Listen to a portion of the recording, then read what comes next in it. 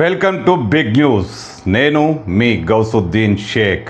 ఉన్నదే రాస్తా, చూసిందే చెప్తా.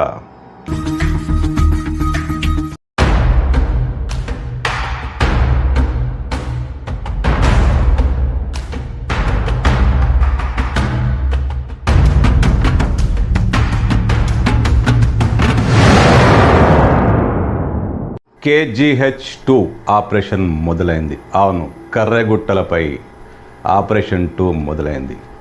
మార్చి 31 కల్లా దేశంలో మావోయిజం అన్నదే లేకుండా చేయాలని కృతనిశ్చయంతో ఉన్న కేంద్ర ప్రభుత్వం ఆపరేషన్ కగార్ చేపట్టిన విషయం తెలిసిందే.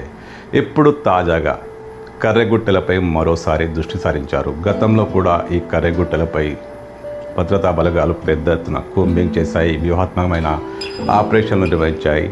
చాలామంది మావోయిస్టులను, దాదాపు 31 మంది మావోయిస్టులను హతమార్చగలిగారు. అయితే టైం దగ్గరికి వస్తుంది, గడువు ముగిసేలా ఉంది. ఈ లోపల మావోయిస్టుల పని మొత్తం ఖతం చేయాలని కేంద్రం కృతనిశ్చయంతో ఉంది. ఇందులో భాగంగానే కర్రెగుట్టలపై మరోసారి దృష్టి సారించారు. ప్రత్యేక ఆపరేషన్ స్టార్ట్ అయింది. దానికి KGH2 అని పేరు పెట్టారు.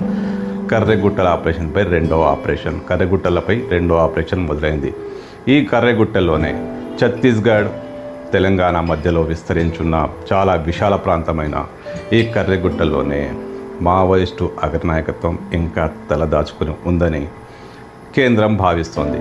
ఇందులో భాగంగానే దేవ్జీ వంటి ప్రముఖ నేతల్ని ఎలాగైనా పట్టుకోవాలని, వీలైతే ఎన్కౌంటర్ చేయాలని వాళ్లకు ఖచ్చితమైన భద్రతా బలగాలకు ఖచ్చితమైన ఆదేశాలు వచ్చాయట.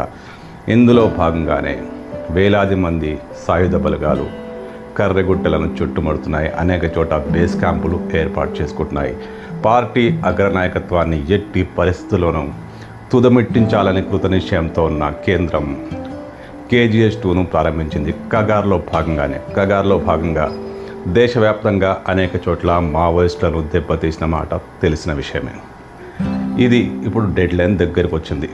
ఆ డెడ్ లైన్లో భాగంగా కర్రెగుట్టల్ని మొత్తంగా క్లీన్ చేయాలని కేంద్రం భావిస్తుంది.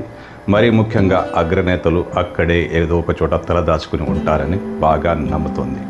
ఇందులో భాగంగానే KGH2 మొదలైపోయింది.